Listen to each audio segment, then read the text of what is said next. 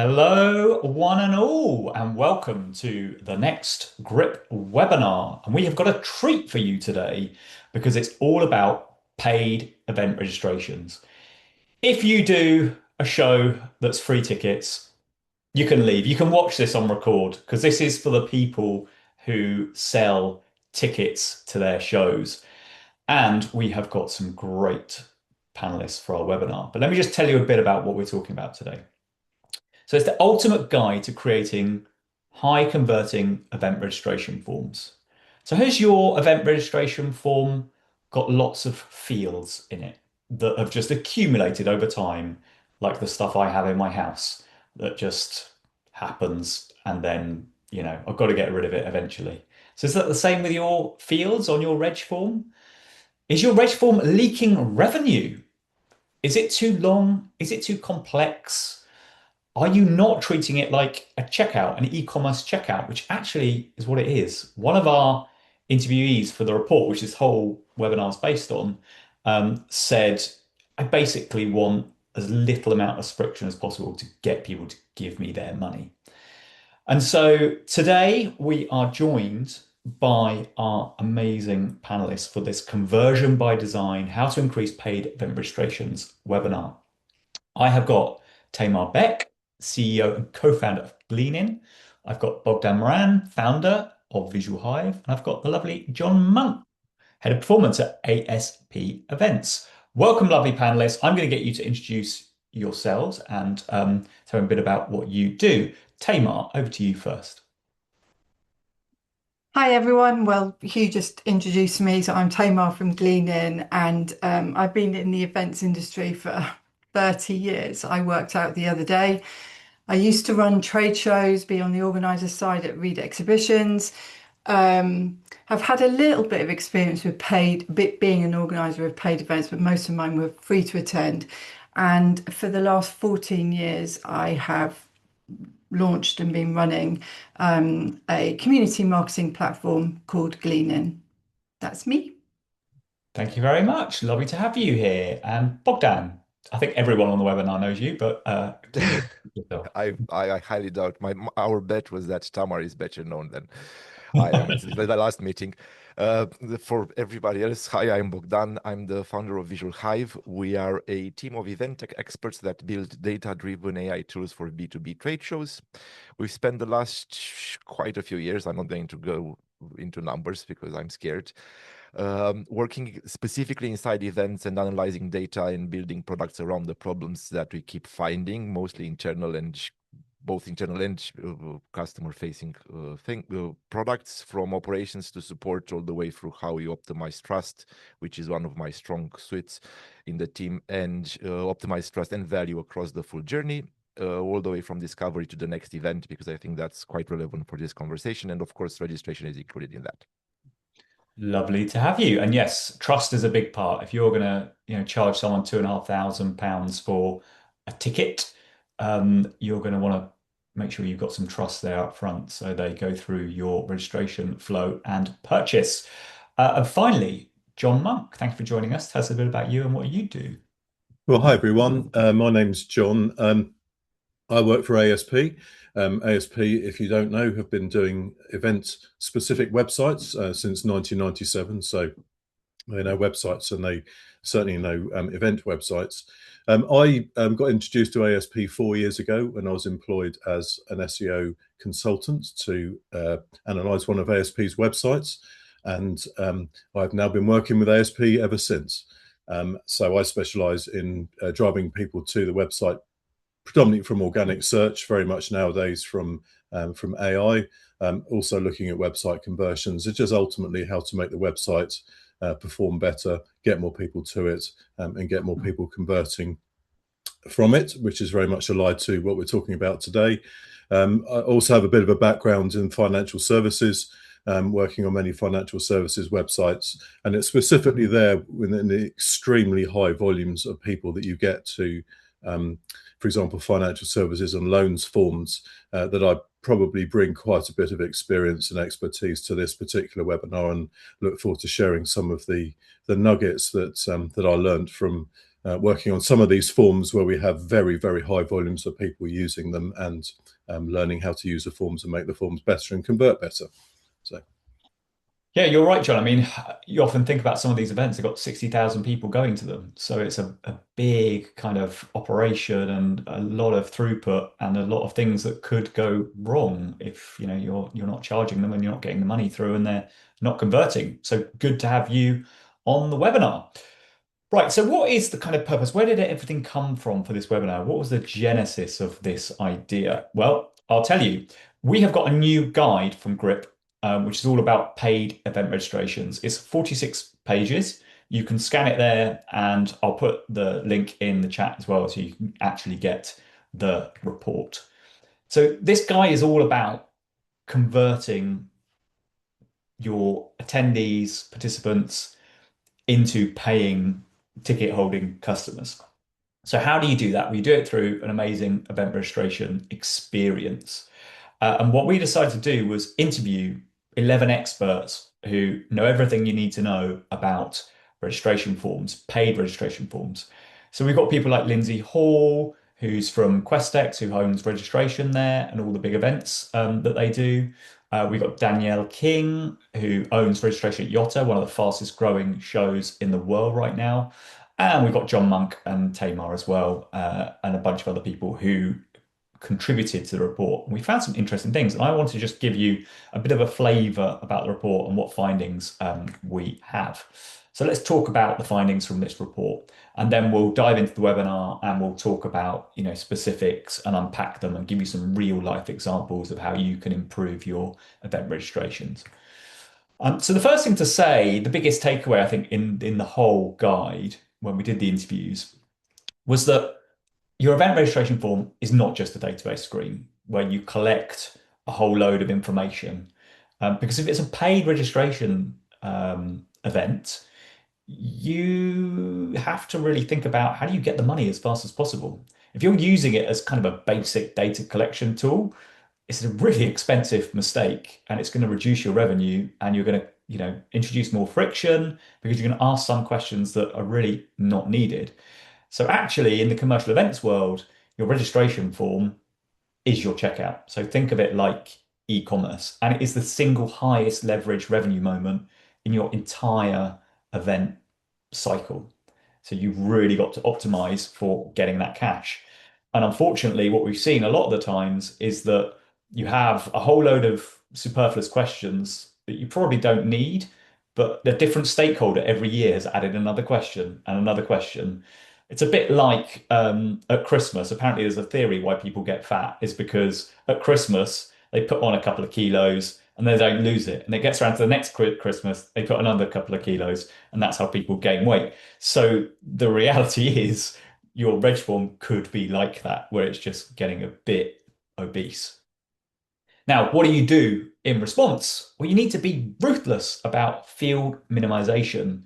So every extra field adds more friction, more cognitive load, and the buyer is going to be dropping out of your conversion.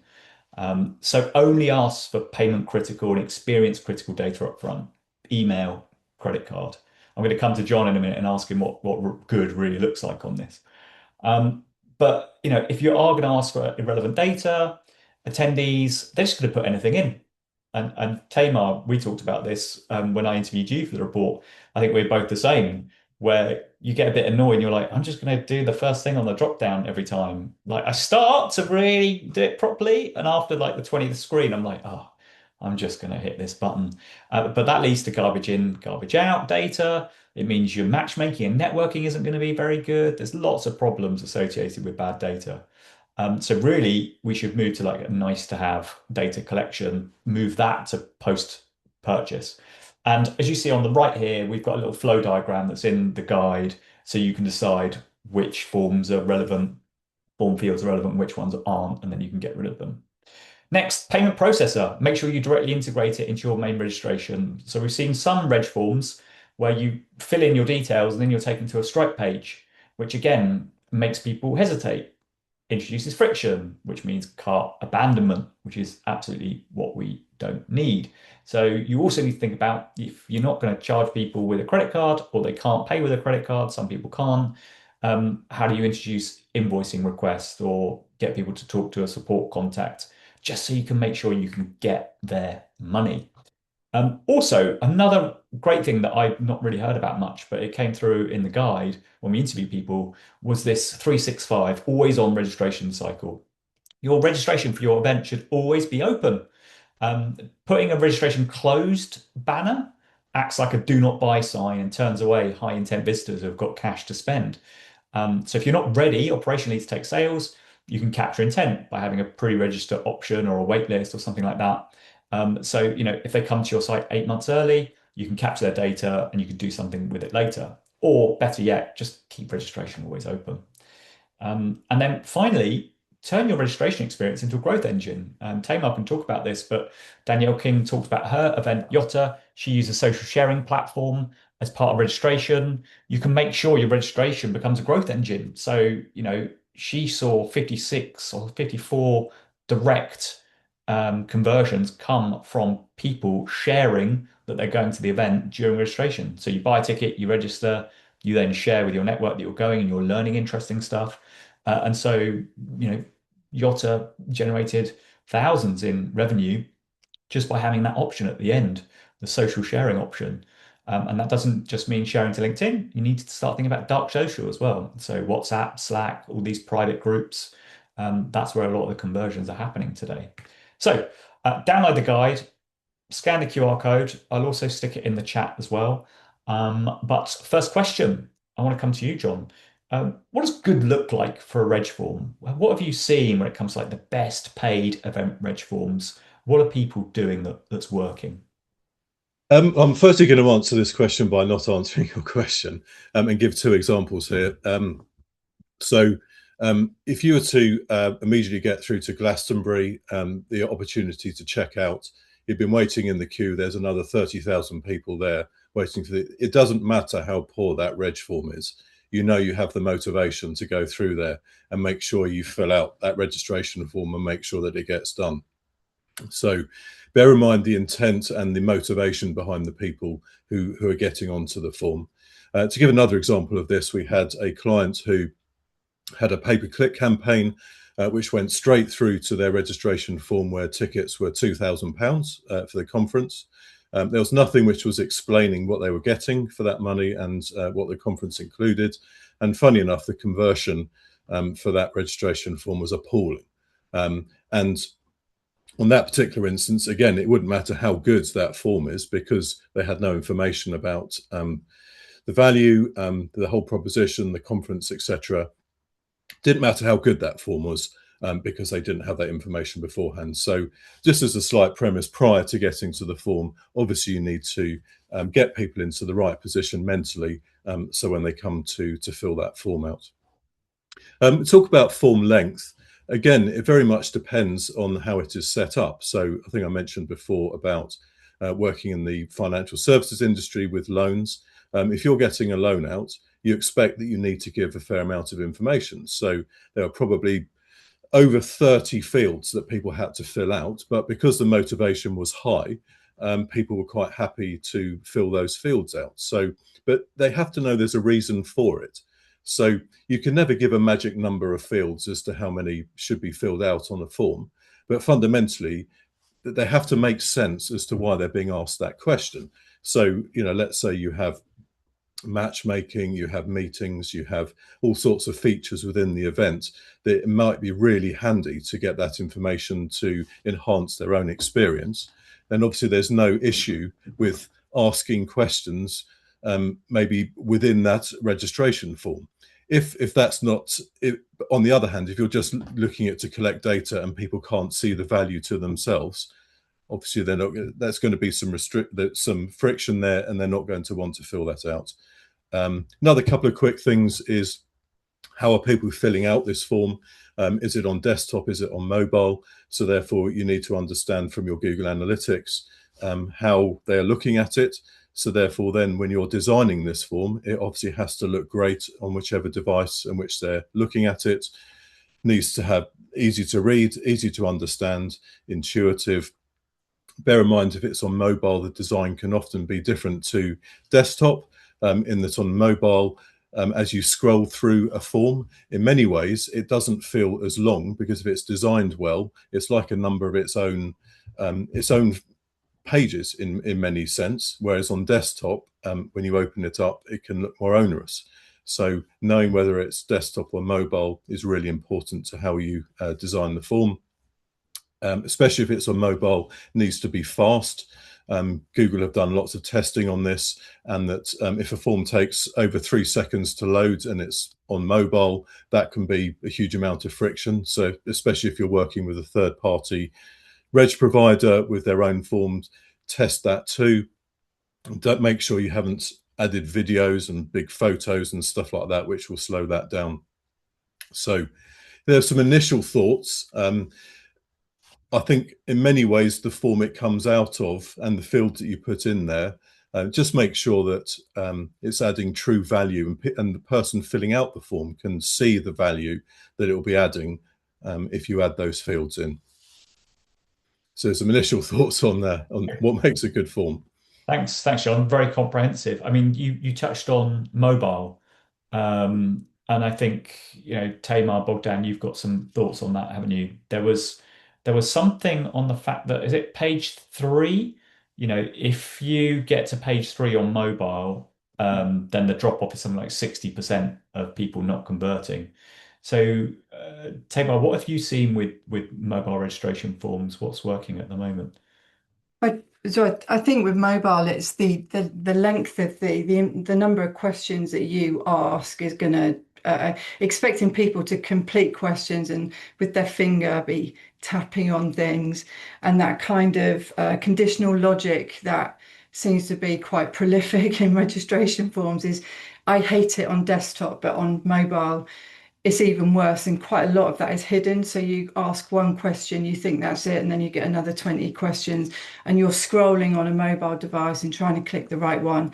I mean, we talked about data collection there. It's like I'm just answering whatever question comes to me first just to get to the end of the form. I think that the conditional logic stuff, I think even showing that there's 10 questions looks like too much on a mobile device. There is literally just no need to collect unnecessary data. And if we think about our desire is to get people to pay for their ticket, and the attendees' desire is to get their ticket, that is the transaction that needs to be completed, whether it's on desktop or mobile. But I can understand, like Glastonbury, if I'm on a mobile, I'm going to sit there and find my way through it because I want my Glastonbury ticket and I'm not joining the queue again. So it depends how big your desire is, but you can see why people would drop. It happens in free events as well. It's no different. Well, let's talk about that. Let's talk about the friction of too many fields. Bogdan, your experience, where do all these fields come from? How do you, because I mean, I guess there's a lot of event organizers on this webinar who also believe us, and they're like, well, I don't want all the form fields, but my bosses says I've got to have them. How do you kind of square that circle and solve that problem? Uh, you've got two great quotes in your research, because I actually found it fascinating. And one is from, I hope I pronounce the name right. If not, I do apologize. Elad Rozansky. And I think they say that you can gather this data later. So my point here is that registration shouldn't have more than, if you're a new registration, first of all, if you're new to the event, and I'll go back to what Tim said in the report as well. If you're new to the event, I need job title and company, because out of that, then I can get 90% of what you need just by enrichment with whatever automation or AI tool. Everything else is irrelevant, because the 10% that you actually need, in terms that is actually the intent of why you're coming to the event, that can be gathered through conversations afterwards. You want to get the money, as John very nicely put it. It's what's my motivation to give you the data, because this is, you want me not to give you just the money in my pocket. You want me to give you my data as well. And you want me to get through a absolutely painful, I think we can trademark fingering on phone for registration to a certain degree. and go through that painful process, not to attend the event, but to give you the money. Because this is not about me going into the venue. This is not about a bag search at the venue for security. This is about how painful can you make it to give for me to give you my money. And Rachel had another great quote there that says something, if I got my notes correctly: imagine a concierge experience where you don't fill out a form, but instead speak to an AI assistant in a natural language to register. That's where that goes. And with my point around the job and title is, for those people that don't want to be bothered now, do it in 30 seconds with a job title and a company, apart from their name, technically speaking, and email. But for those who actually want to explore the event, want to go past the landing pages, because with all the love in the world for ASP, we know people don't read website pages. We know that for a fact. And so if you combine those two, registration should take anything between 30 seconds and an hour and a half, depending on what you want to do, but it should be personalized to where you are, and how you do it. But start with two forms and that's it. Yeah, I guess there's also, they make a good point about what's the future using AI to, natural language, someone tell the AI who they are. But maybe there's that piece, I think it's mentioned in the guide, maybe Elad talks about it, is you could do the enrichment behind the scenes. So if you've got someone's Yeah. email, you can use tools like Clay now, with a couple of credits to enrich them and find out the job title, their LinkedIn, then it will scrape their LinkedIn and get all the details. So how much Can that I needs to disagree ask? with you Yeah, entirely? I want you to. Technically speaking, you don't need to pay. I mean, you can do that, but that's for your sales team. All you need to do is go to Perplexity and use your, I'm going to use some F words, but use your knowledge of the industry. Because if I give you my company, any LLM in this world, even the free ones, can go to your website, figure out what you want to do, and based on a correct setup, let's not call it prompt, but a setup, understand why your company and you specifically in your job should attend that event. So don't, Klein and all of the Apollo and all the other tools are for your sales team to enrich them. You've lost somebody in registration, you got that, who are they from, and blah, all of these kind of things. So you don't need to pay per se. You're talking about cents here. You're talking about 0.0001 cents to figure out who I am and why I should attend the event. And you don't want to spend that because you want to put me through the pain of filling in a form. Yeah, because those tools are now available for free, like you say, to be able to do that in the background without having to annoy your customers and Yeah. actually put friction in the way of them giving their credit card details to you. Um, John, let's talk about AI. What are you seeing in the event registration, event website world when it comes to AI? How are your customers using it? Um, so AI,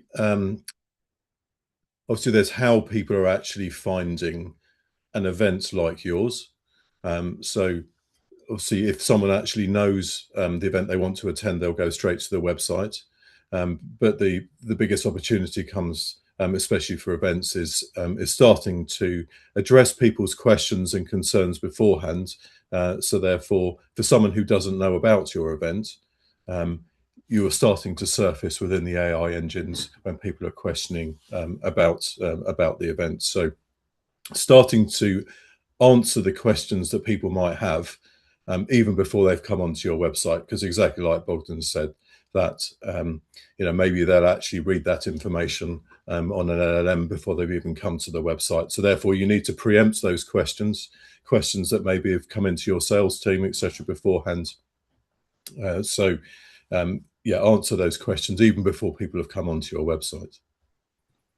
I've just come up with a product idea as well for LLMs. Could you, maybe this is already happening, but if you're an event organizer, could you have a custom prompt that you could get your potential registrants to copy and paste into LLM to convince their boss that they should come? Because at the moment you download a template, a Word doc template, but actually it's not very personalized. So personalization for me feels like that's the key for AI and LLMs when it comes to the registration experience.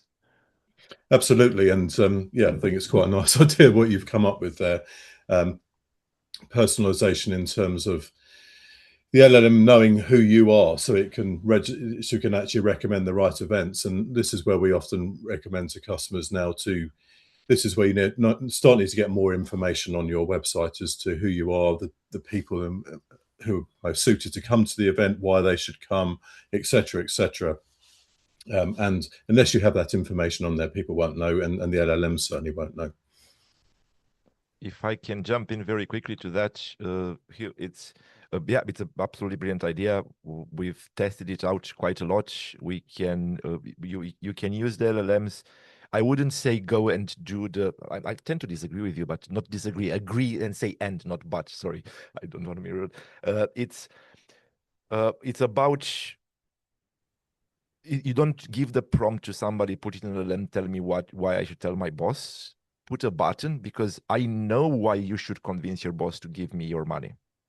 I should put that prompt already in there. It should be a dynamic. It is a dynamic way of doing assistants, not chatbots. That's a huge difference because the chatbot has one prompt and maybe two, and then you personalize it at scale. But that's the whole point. You should have those answers already. You shouldn't have a prompt, or you shouldn't have a prefab doc for 60,000 people to take to their boss. This should already happen. We should enable this. And it's feasible 6 months ago. Now it's beyond that. Tamar, have you got?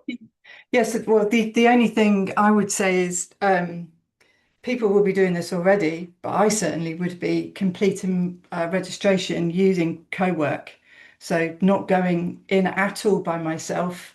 I'm actually practicing at the moment to see whether it can fill in all the shitty answers so that I don't have to do that.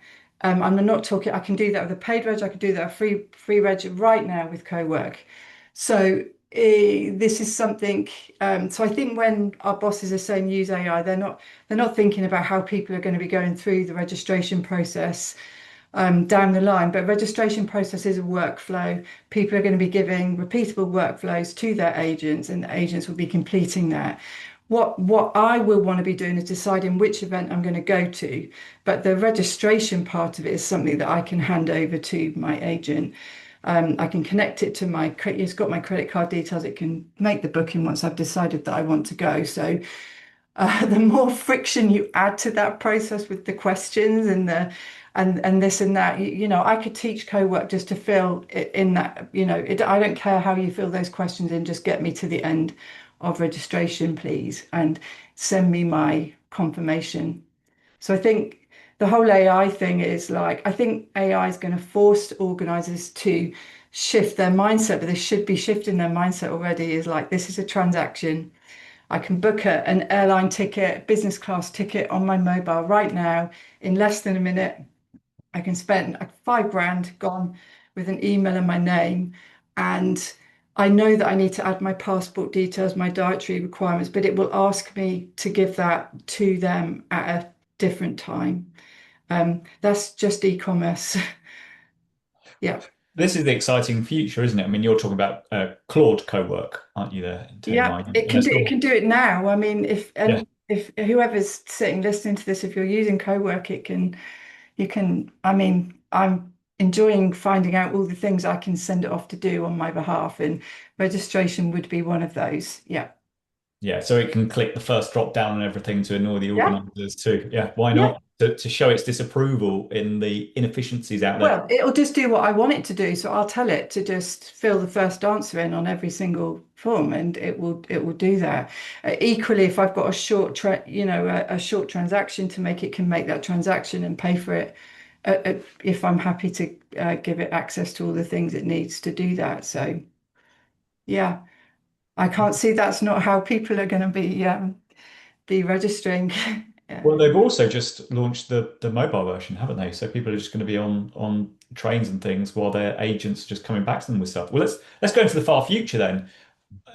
Are we going to see the end of event websites? Because, if you think into the far future, we will all have our own agents. My agent will research the events based on, what it knows about me in my markdown files or whatever I've got.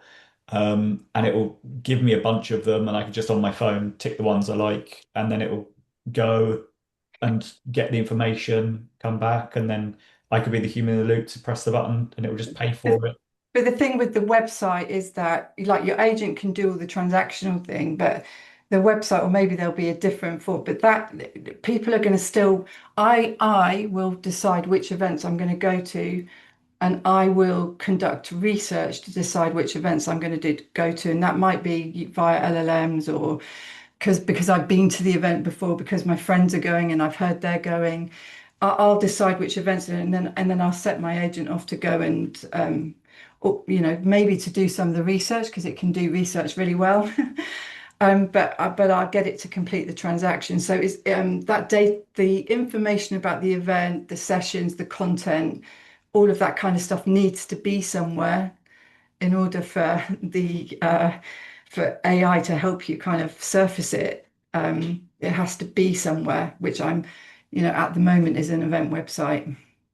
Yeah, maybe it's the event website, but you never actually go on the website. It just surfaces it all the information through into your mobile screen. John, Yeah. you seem like you've got some views on this. So I don't want to, spell the end of I'm going to be ASP because completely biased you on don't need this. websites In anymore. terms, I mean, obviously, yeah. I mean, the AI is going to have to get the information from somewhere. The advantage of the website is that you own it.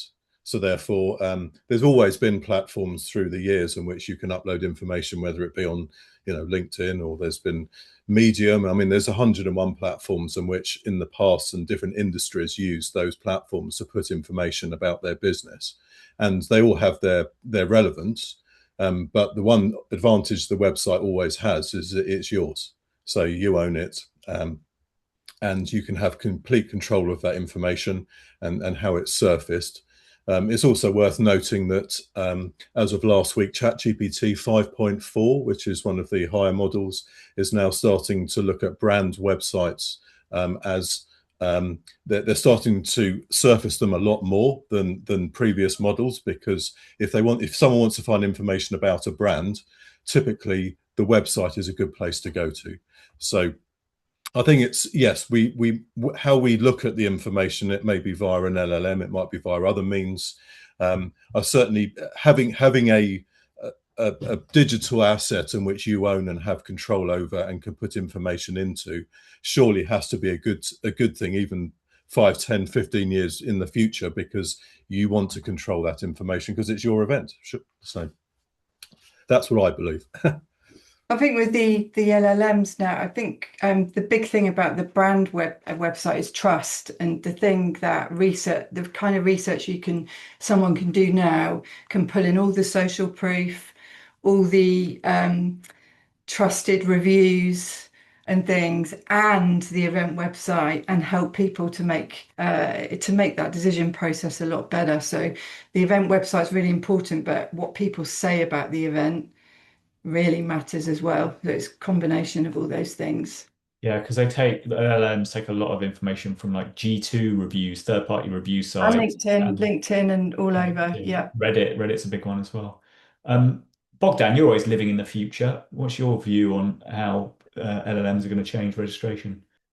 The conversation I have with my imaginary friends lately, and my team as well, I mean, uh, I don't think you have two options, and you have to think about two options. You want to have the discovery side, so that's why you'll always need a footprint like a website as much as you need a social media and everything else. But I don't think that you think of people who discover and come as a new one, and then you think of people that already been there, that have already been there. So LLMs, let's call it I don't know, AI or systems that use LLMs. I hate both all of three words, but it's not just the LLMs. It's very much around personalization at scale, and it's very much linking to what your CEO has said in the research around the idea of the question. It shouldn't be who you are. It should be, is it still you? Technically speaking, because you already know everything, and if I'm quoting correctly. And my example here is fairly simple. It's like me going, I mean, I'm married for 17 years, but let's say I'm going on a date with a friend that I've known for 5 years.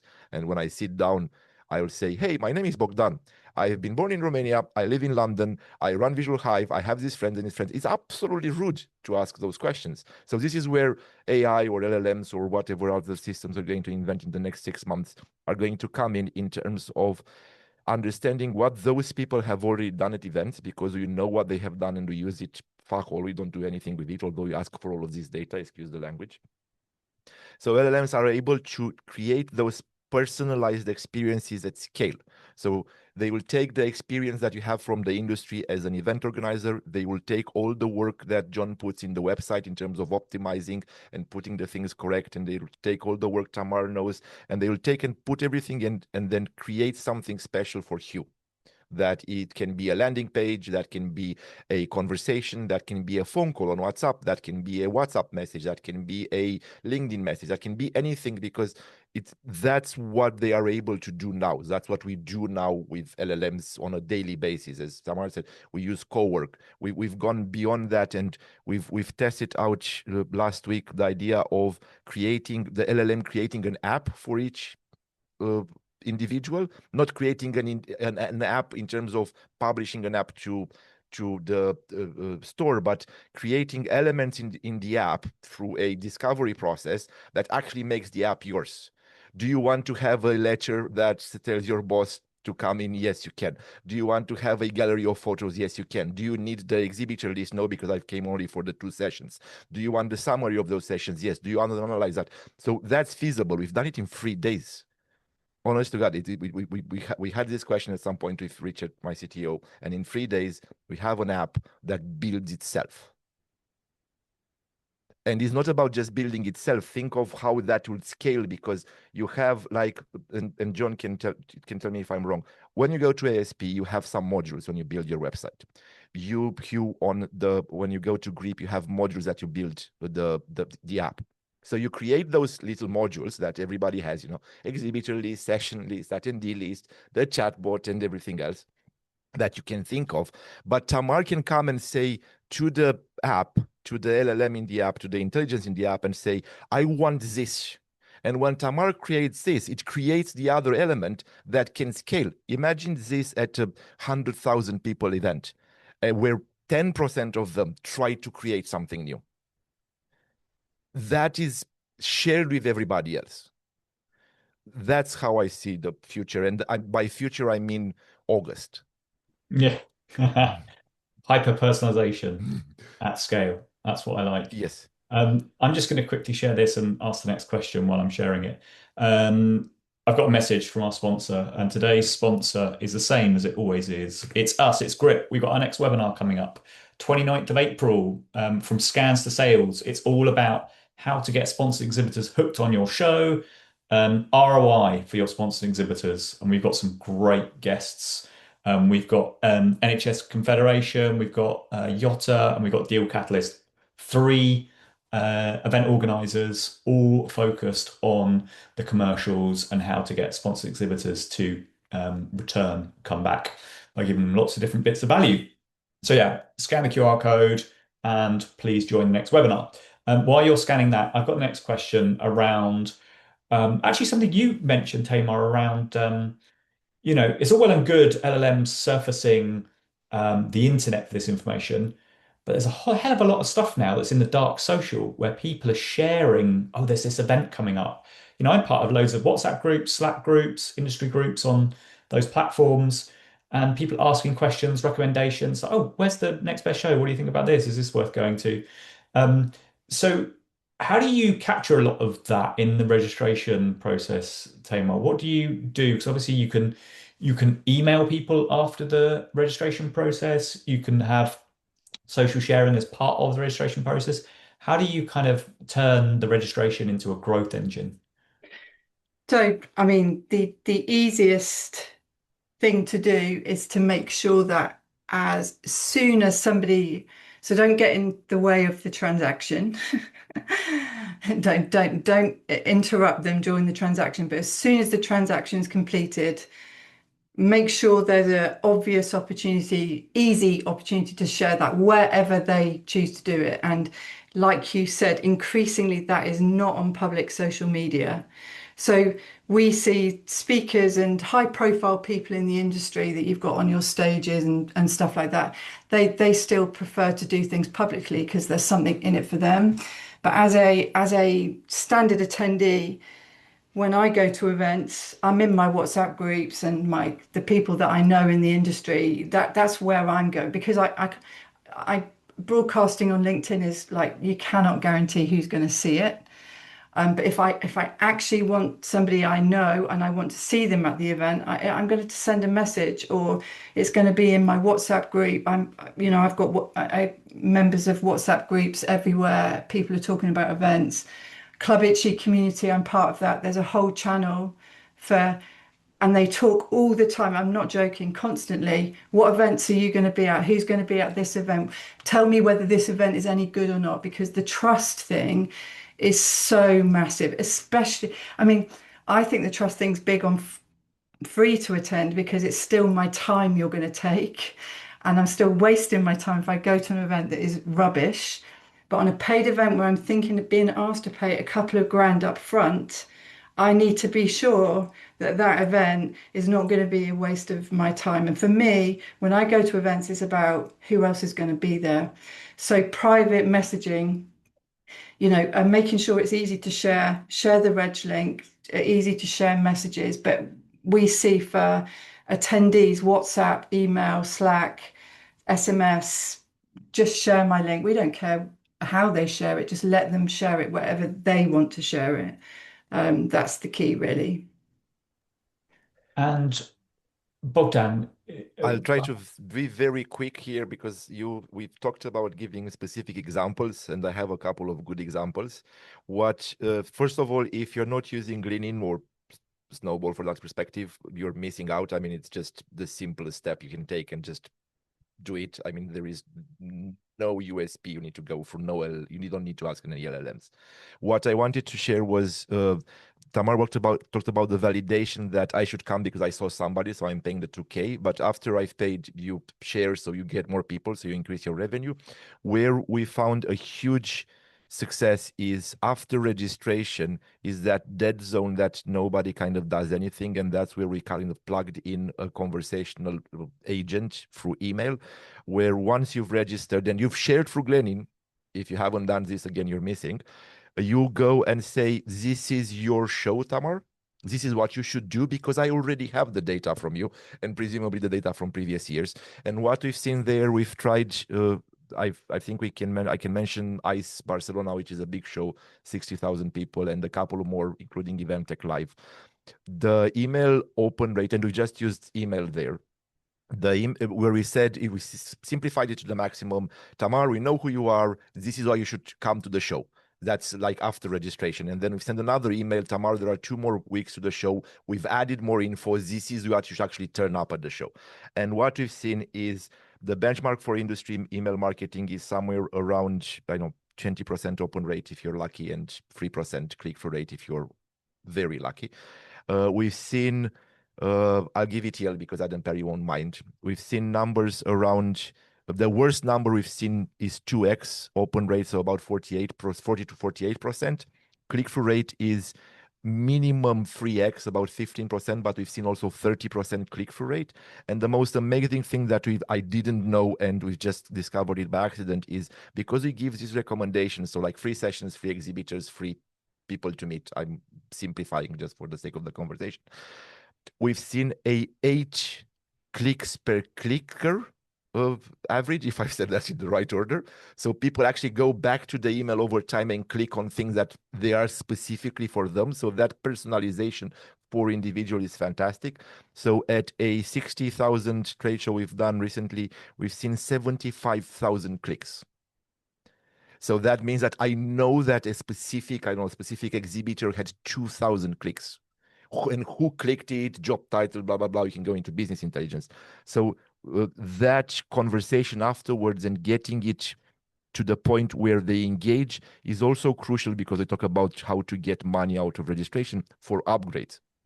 So when I know you're interested in the specific things, I can say, would you like A or B or C to upgrade this, and you have access to more. So we've seen a lot of increase in terms of upgrades, a lot of increase in terms of actually turn-ups and I'll shut up. Sorry. Well, that's great. It all completes the kind of experience of registration. I think people talk about registration, they think it's just the form, but it's so much more than that. There's a kind of life cycle. So it's really important you talk about those things. Um, Last minute, 2 minutes, I want to just rapid fire on one topic which we haven't covered, which I think is really fascinating. And John, maybe you could spitball a little bit on it, which is this 365 all year round registration.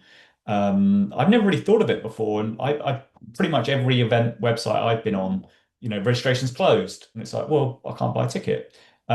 Is this standard, or are people now? Is this a new thing? People are now doing 365 always on registration, or is this an aspiration for the future? Massively an aspiration. Coming into the industry 4 years ago, I was amazed that websites, in essence, were just in a lead up to the event. In most other industries that we'll work in, events a website will be open for business all year round. So for me, it's always been crazy, to be honest, that it's only leading up to the event. Just quickly going into what Bogdan was saying earlier about trust, and Tamar. One of the best ways to get trust in the website for people to want to go are speakers. Uh, People trust people. The LLMs and Google very much trust people and experts. And also, it's a fantastic way if you keep the speakers on your website all year round, plus then move last year's speakers into a section called past speakers.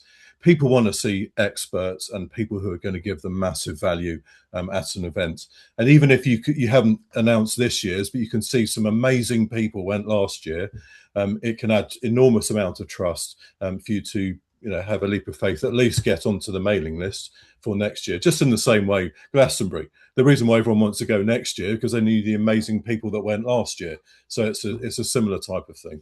But yeah, the concept of a 365 website is new to the industry.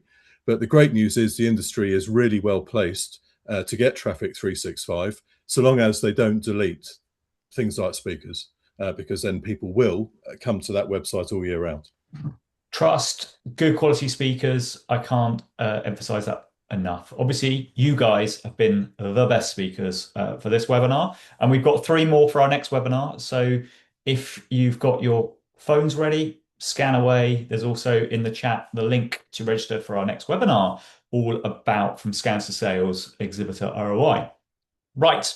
That is the end of the webinar. So I'm going to come to each of you and ask you how people can hit you up and ask you for advice.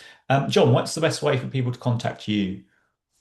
Check me out on LinkedIn or john.monk@asp.events. Very happy to answer all questions. Bogdan, what's the best way people can get in touch with you? Same as John, go to John at Monk at LinkedIn and just because yes, you can find me on LinkedIn on Bogdan Maran, or you can go to visualhive.co. We actually have a booking open for a few hours every week where people can talk with us for free. So it's just book a spot there. Lovely. Yeah, go and get some knowledge bombs off Bogdan on those calls. Tamar, and how do people get in touch with Yep. you? LinkedIn, like the rest of them. Yeah, I saw that there was a couple of questions, but will you send those up? I saw people had dropped questions in the Q&A. I Ah. didn't have time to drop it. I'm just saying to you, I've just noticed them. Oh God, I haven't noticed them at all. It's in my thing. Anyway, we will follow up and we will come back with those questions because these are great questions. I completely missed that. My UI has just hidden them from me. But we've had a lot of good stuff and we will come back to you on those. So thank you for submitting your questions. And we will answer even more questions on our next webinar. So thank you for my panelists from this webinar, and we will see you on the next one. Thanks, Hugh. Thanks, Thanks, everyone. everyone. Thanks for Thank joining. you. Bye. Thank you.